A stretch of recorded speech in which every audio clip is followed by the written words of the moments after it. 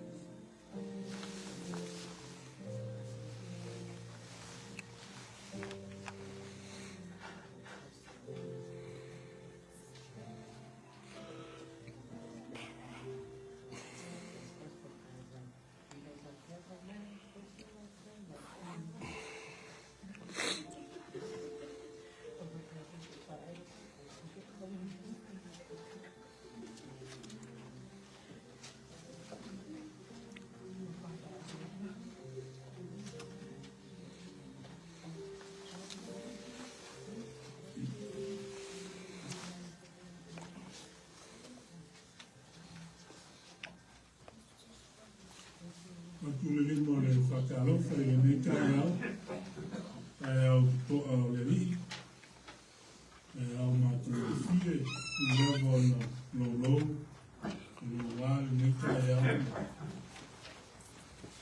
ko fie kātou ki muna, i a li ima lewa ia e whafoi i kātou le tua. Nā lofa, me wana nei tausu mai, le tausu fua, me tātou wola. Tātou mawai, le nei kai a fōu, o sapati. O ia iuna tātou koto popo mai, lo mau tā kwai. Me tātou ke si whatasi. Tātou inga i tātou tua. Tātou iatu i atu.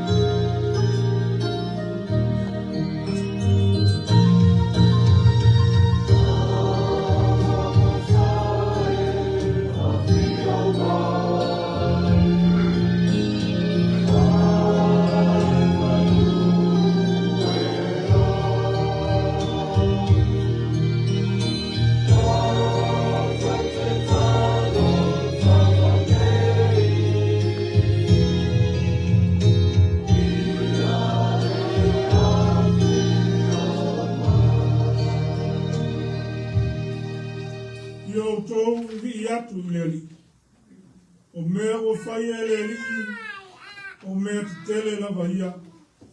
O losa i lia i lato umalapa o e fia fia iai. O mea vi ia ma le mata ngō fia o ana ngā ruenga ia. Tu maufo i la nā bia tonu e whakawau.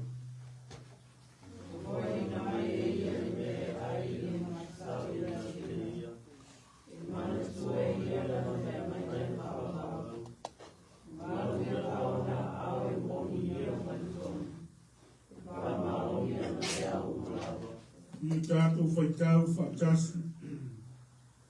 Whaatu mawina ia mea e whaubau whaubau. Ko whaia i le whamaoni mo e tolu. Olo a i lana whea mai la i e whaubau. Tātou te tau. Whaaftai tele le atua lo mātou ta mā o le langi.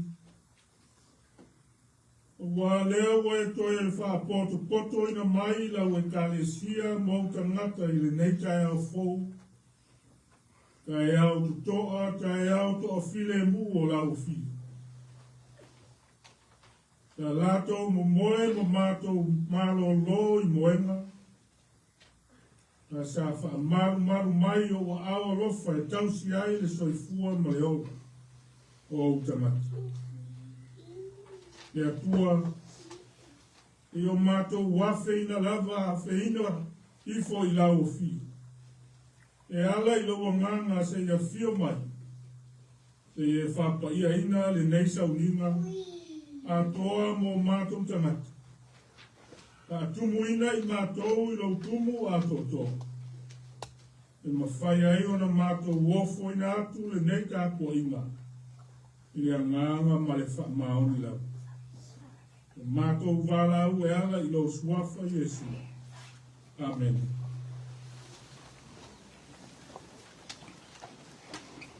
Ngā tātou vi atu i le atua i le pese iwas pumatasi.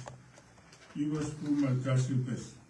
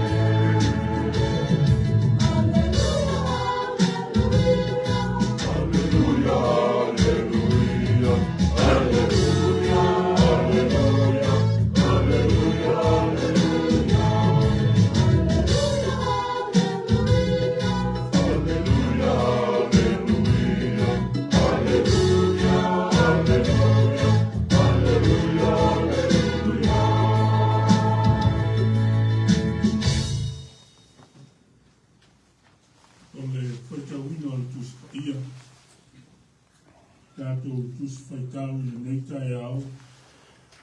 O mai lea i tale lei a Iesu Kiriso. A maunawina le vangilia mareko ron tau ke tolu. A mata i whaitau mai le whai kumomua. A ngata mai i le whai uposfu me le mua. Mareko ron tau ke tolu. Le a tātou whaitau whelafulafu ai mai le whai kumomua. Se i whaangata mai i le whai uposfu me le mua. Ka whonga maia, miso a whio pa ia o tātou oi. O toe uru atu o ia e sunako, sa iai fōi i tangata o ngase o na lima.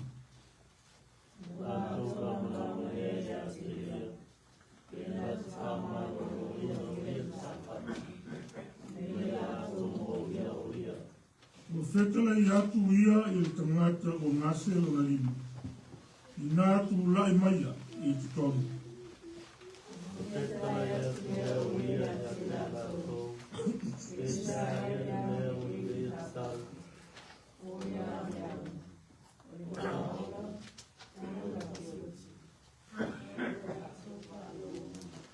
O ia sila solo ia te I latou ma le tosa.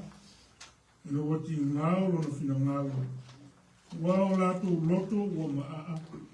No fetala ia tu lea o ia I le tangata. Na whaalolo ia lo lima. Na whaalolo ai lea e ia. Na toile lea I lea o lona lima.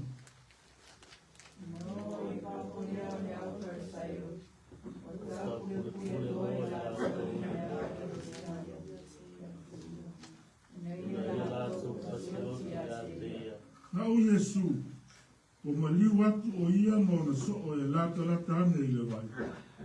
O muli atu fo ia te ia le motu o tangata e tō tele mai kāli laia, mai utaia. Atoa mai sumaia. Talatu I tana. Atoa malato mai I tui uro. Tō tere lava o mai a te ia. O lato palongo ia mea sa paia ia. Fetala I atu fo I o ia I o na so o ia whaatani mai se wa ala I titi ia te ia. Wa o le motu o tangata I na nei whea tomi mai I la tau ia te ia. Wato tere na ia whamaroro ina.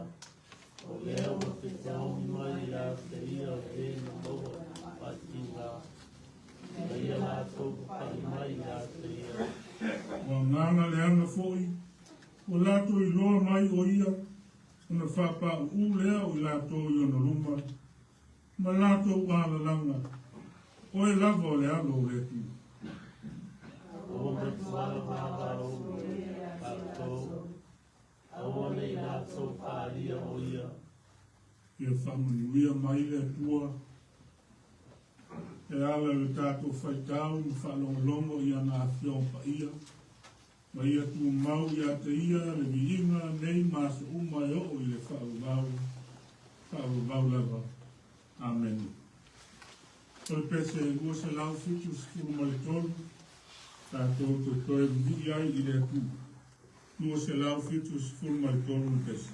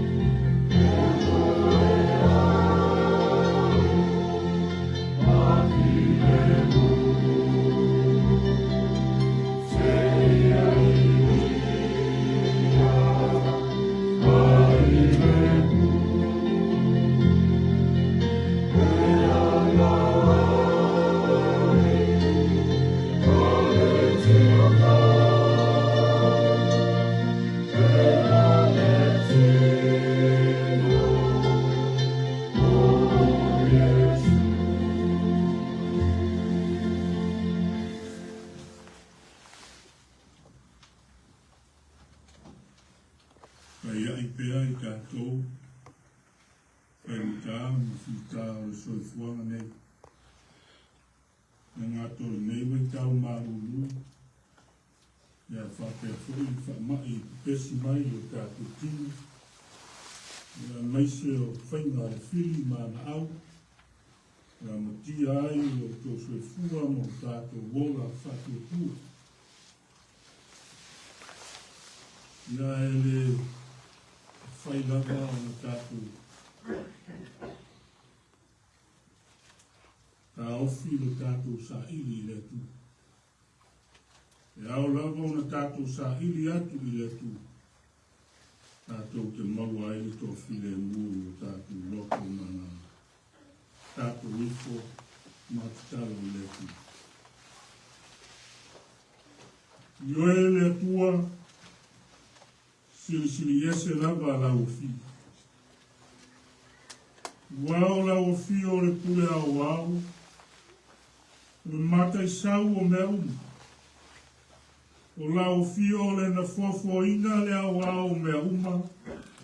O le langi ma le lalo langi. E o lava i le tangata. E whaia i lou lava whatusa pa ia.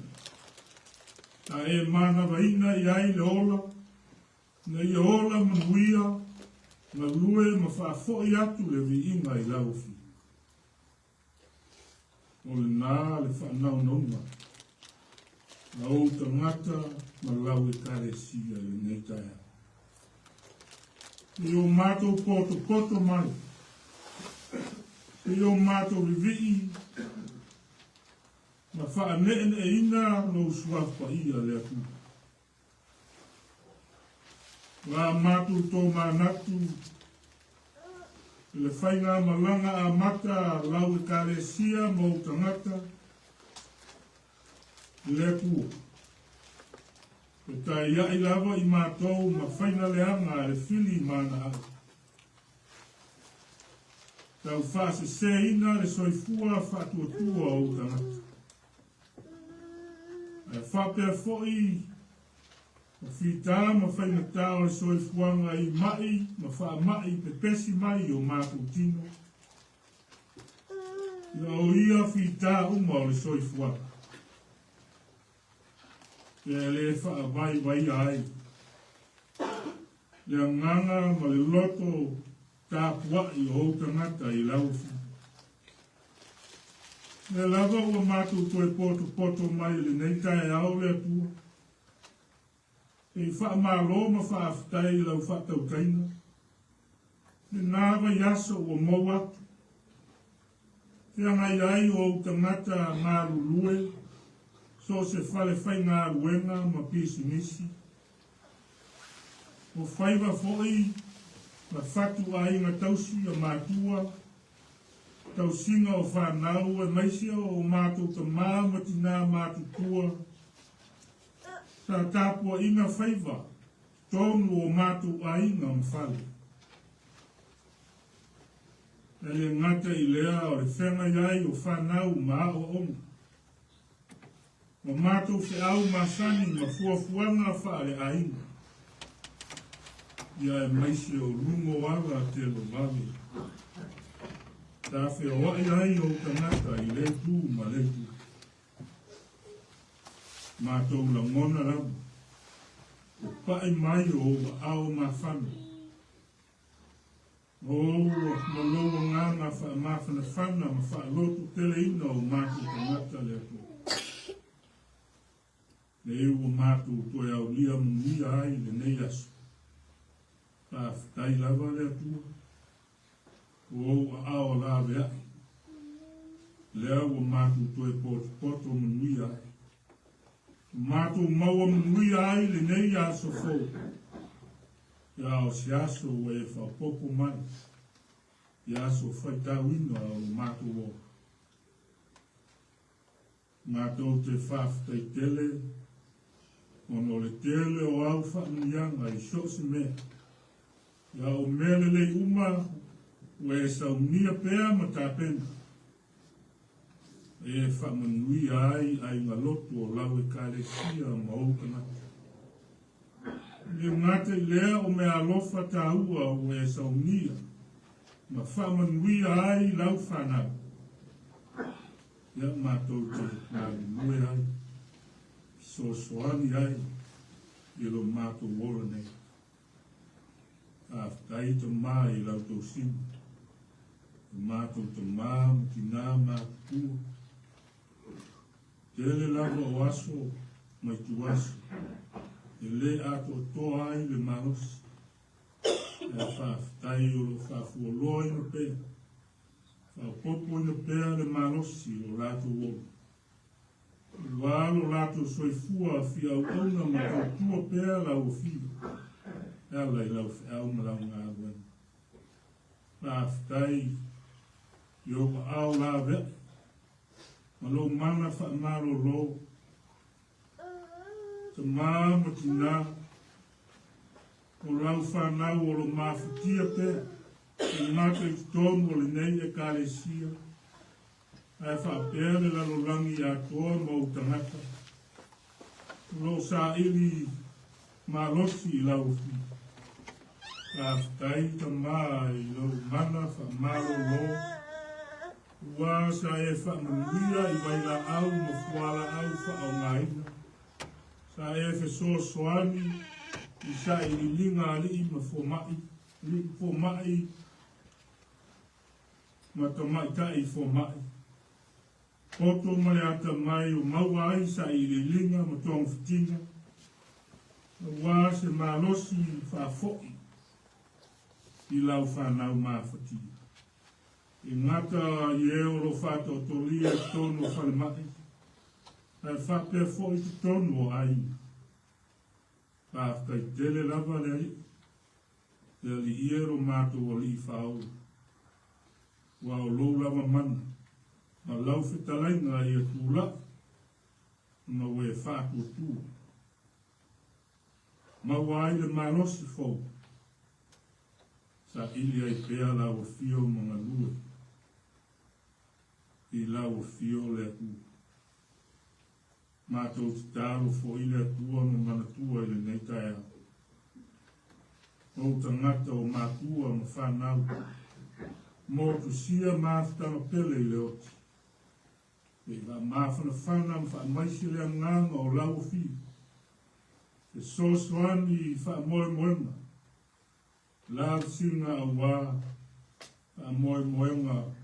O le wala au pa ia lau o fio i o lātou kanata. Mātou te tālo fo i le atua. Ma le wha ngāso longa o lau e kālesia ma lau ngā wenga. Lona ati na ina leli. Mātou te tālo lava i lau. E iai fuafuanga ma wha moe moenga. Lau e kālesia mo mātou tangata. E sosoani mailo o nganga. Sa ilinga se mea e ngā rue ai. E wha mau popo ai lau ngā wenga nei mātou te lolotu ai. Sa ili ai manuia mai lau fi. Wāle ati na ina o lau ngā wenga le tu. Naona mātou fuafua ma sa ili. Na mātou tautonu o lau fi. Whatau manuina o lea. Kālo foi mai manuia o nei e kālesia i ona ainga te tasi. Mātou te tālo lea tu. E nisi o lau e kālesia o le mawhai o na mātou whai kāpo inga whatasi. I le nei tai au. Alo whangia e lau fio. E soa soani. Whai foi o mai o le tino. A maro lo e lau fio. Whai o fuafuanga whale a inga. Ia whesoa soani ma whamanuia e lau fi. O ai foi o ti ngāre loto ma mawhatia. Lea ngāre. I o nā o lau loa nganga lea tua. E whesoa soani ma whamawhanwhana. Whamanuia whanau o le neia kāresia. O mātou whanau o mātou vala ai no whana. Whamanuia lo lātu ola tupu ai. Whamanuia lo lātou wola hawa o ina i aho o. Ia maoso lātou ruma na i manuia wā mātua. E atu nuu le mānora. Pea lau karesi. Mātou te tālo le aku. E le whai mau fi o le nei soifua. Mano le fili mana au o lo la matia pea le soifua ngā rue ma le whātua o tangata. Ma lua ina e loa ngana le aku. O mātou loko ngana. E le ngalo le mātou te tālo. O mātou wātu nu pele o Samoa. Samoa se sifo, ma Samoa se sae, ma on, whai ngā malo, whai ngā nuu ma aina, tālo ma tālo sia I lau fio le atua, whamanuia I ona lau ele ma ngā kai whale. Ma wai ka mao aina ma I lau fio wale tausina, o mātua ma aina, whana. Whamanuia I ona whai ngā malo ma ona taita, Ia lama ina. Nā tō maua tō whā mai lau fi. Tō whā roto a maisia le alofa ma le wha maoni. E tai manui ai tō tangata a whainga mālo. Ia maua manui e tele mai lau fi. Tāu sia fōi o mātou a ika. E le ngata I Samoa le vasi Pasifika. Whapea fōi le laurangi ato. Ia o atu iai au whaamanuianga le ali. Tāro fo, mō au e kāresia I lea whakawhaitauranga, ma lea a lala whanga le ali.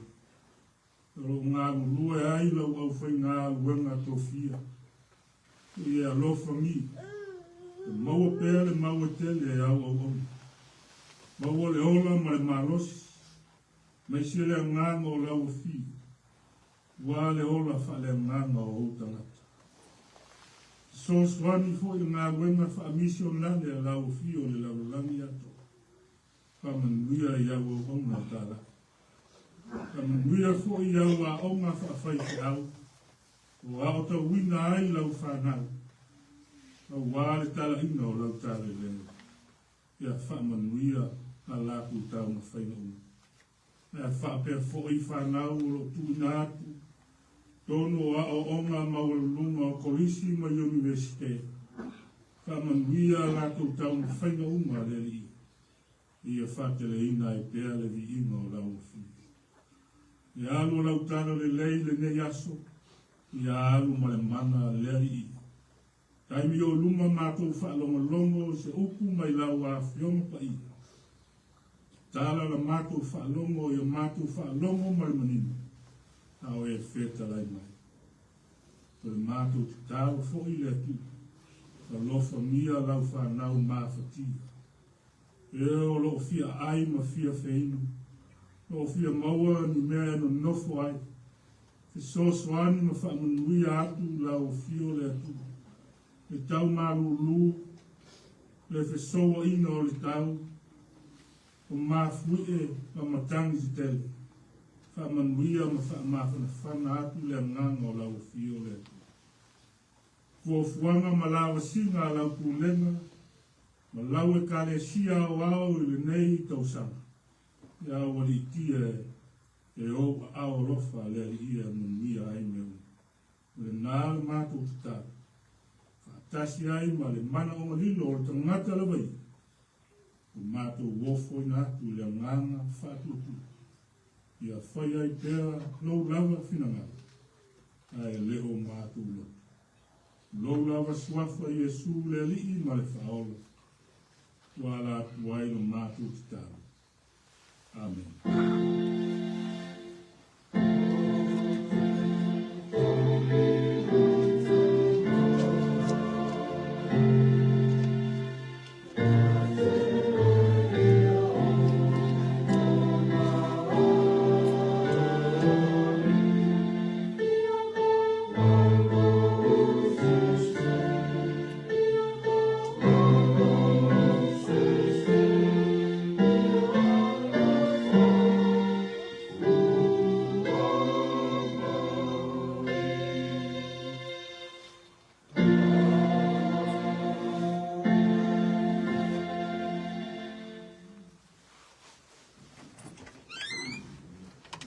se fitus fuma fitu tato te gila i de atua.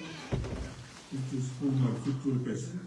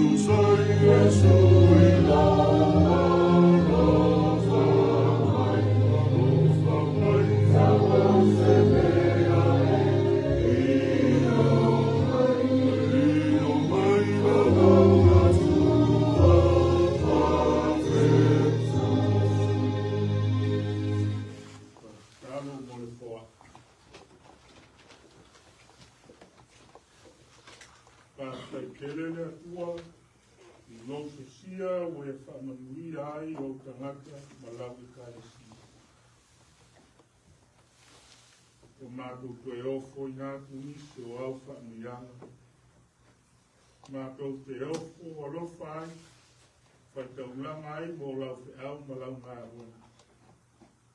E le whatu salia o ai sili na e saunia e ala i a Yesu o wa.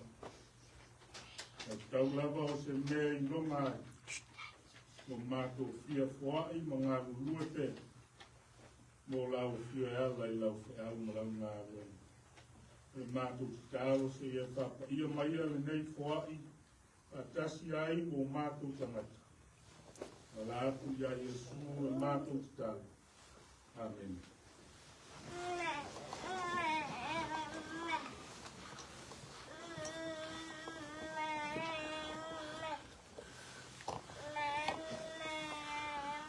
O le tātou launa i le suafa na manu o le atua o le tamā, ma le alo ma le anganga pa ia. Amen. O le matua whiwhilia o le neika e au e tusa ai, ma tusi whaita waso a e kāresia au au. Maua mai lea le whai upo e whā. Le tusi a mareko ma ta upo e tolu lea sa tātou whaitau ma wha o longa iai. O le a o tua e whaita wina. Ma wheta lai atu lea o ia ia te ilatou. E sa ea leanga le lei le sa pati. O leanga. O le whaola, o le whasioti. Na ua lātou whaalolonga. No natu au tu o le aso sa. Tulafono po le ola. Tulafono po le ola. Law or life.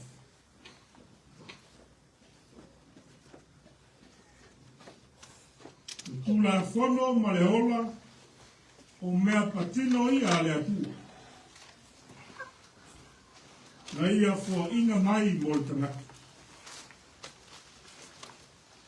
Pina ngalo le atua ia tātou maua le fia ma le ol. O le fuanga whatamā le atua. Mo i tātou ia tupu ai. Ola i le whātua, ma toe fōi atu e mau whātasi mai a i se asu. O lana fuafuanga e au mai ai le winga ma le mafu anga o tātou o lana. I le ola nei. Our loving God wants us to find happiness and joy. He created a plan for us to grow, live by faith, and return to live with him someday. His plan also brings the meaning and reason of our lives in this world.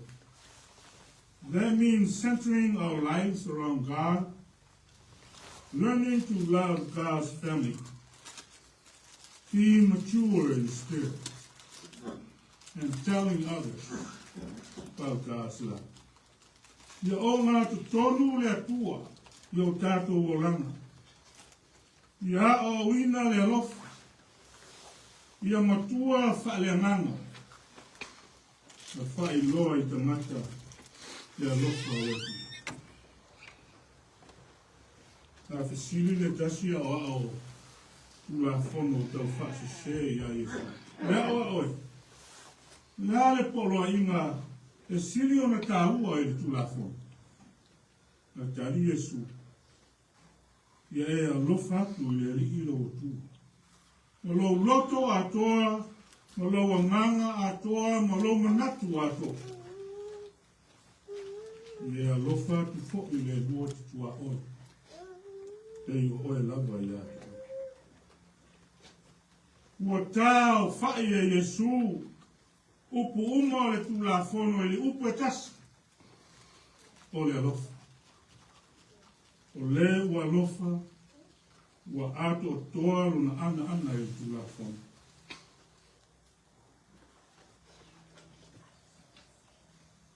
O le autule nā o le afio mai o Yesu. O le alofa tu noa o le atua. Le alo o le atua na afio mai le lalolangi I a o ina. ma whaelo atu I tangata iutaia ma tangata uma, le whina ngalo o lonta ngā. Peita, e leitaria ina e tangata e tō tei. E o tau pule e whasioki a tei. Mai mareko, sa toi maliu atu Iesu I sunako. Ia saunina whaitele o sapat. Na sai hai ta maloa o ngase ala na lima.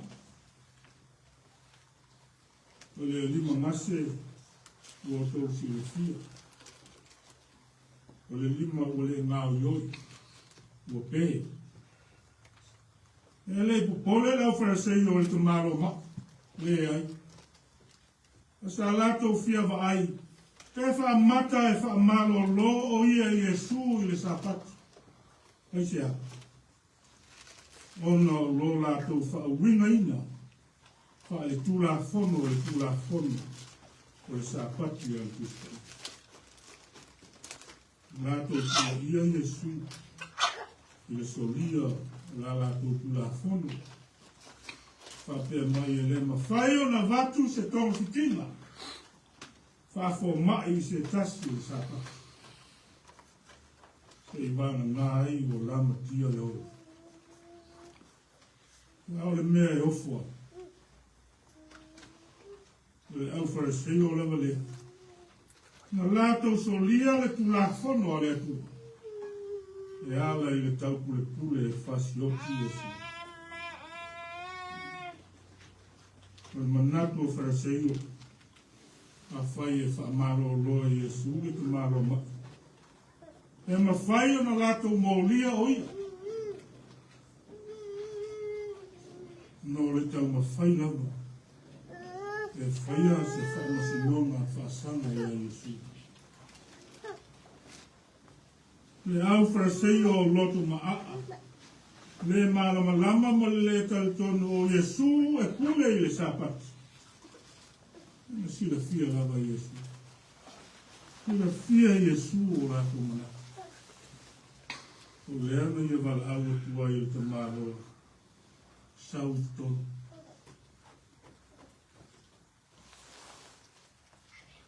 Se I wa aile au wa engare. Na ia fesili atu leo I kotonga. E se fesili leo a vea mamatua o le mei asu saa. E sa ea le anga le lei le sapatu.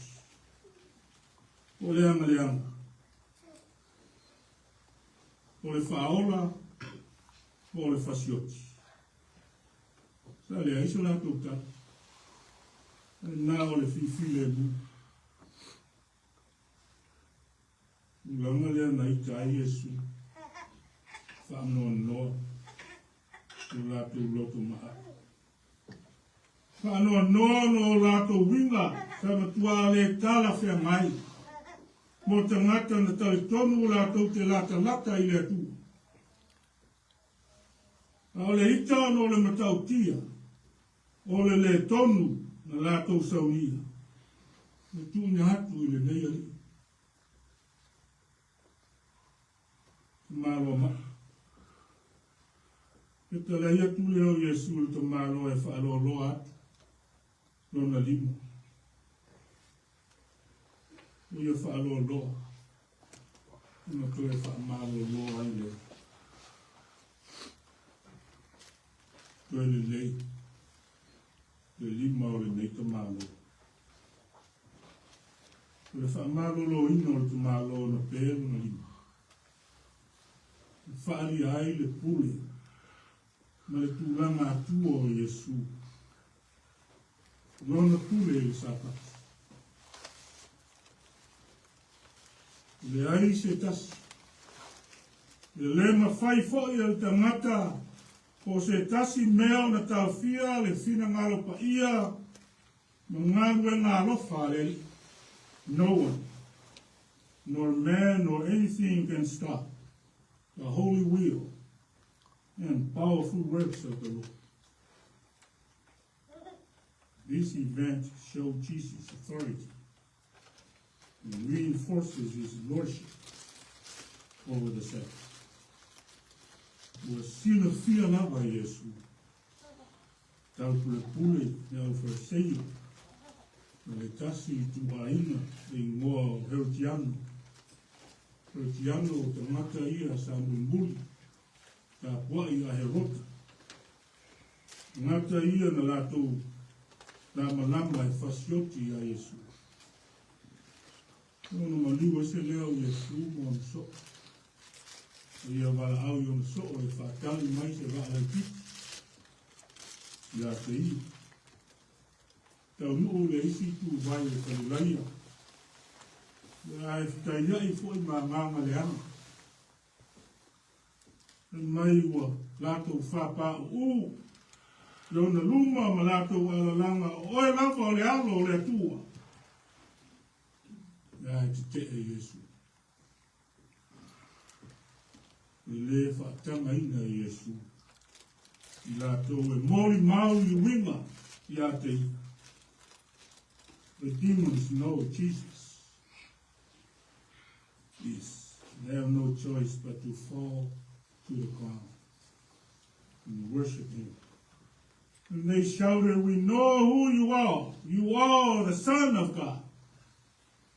But Jesus will not allow them to testify about His true identity. E ma whai ona tātou I oe whatasi. E le aise wha moe moe o nganga, le ang te moni. E whalau tele le mālo le tu. E le ai. O le wha moe moe o te moni, e wha se sei te mata. Lo lato tau wala au, o le tau ma whai. E whai loa atu Iesu. Ia e te pēru. E tau ma whainga e whai loa o le lato lava marosi. Ma whase sel au soo ma le au wharesei. Ia muli atu ai ma lato. Ioe le karesi. Ma le aino le atu. O loo iai pēa. Taua whale ngani. O loo tā milo pēa I le lalo langi. Molo tato I loa po le leilo. O lo tato wa afia I mawasi anga a whate mona. O le titu marosi I whainga le anga a le ti apolo.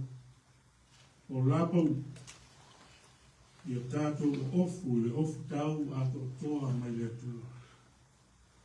Ia tato mawhaia. O na te te atu I tō mawhiti al te apolo. Ese le au noa, a noa, le mata ngō whii, upua le apostol. Au noa, ma le sosoani, whaanganga, mai le atua, le mawhai o le kerisiana, le manu mā lo le taua whasanga I te noa. O tau na tātou I loa, o tātou whii. O lo rātou tā alo. Na tau ma whai. O le whaapoto ina o te mata. Ia mā whatia e whaau mai rātou. O le whiau mai au tū o le nei asu sa. Tulafono o polo. O Iesu le alo le ku. Le keriso manu maro na fio mai. Le leo te tala ina o le tulafono. A ia whatau nuu le tulafono o le alofa. O le alofa tu no o le atu. Le leo le tulafono. Le leo le sapati. A ia maua te ngata uma le ola. E ala I lona alo o Iesu ke nisi. I le whatua tu. Tā rua tulafono. Whaalia ai le amasala o tamata. Tā rua wholi sapati. O le malo longa whale ngāma. le lofa tu noa o le tu. E ala ia Iesu Kirisu. E whao le ina ai te mata uma i le whakutu. Law or life? The law is important to show man sin. The Sabbath is also important. The spiritual rest for all people. But the praise of God through Jesus Christ saves all people by faith. Amen.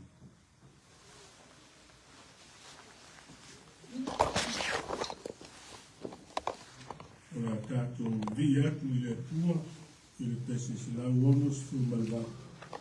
Se lau onos fu malvalu pese.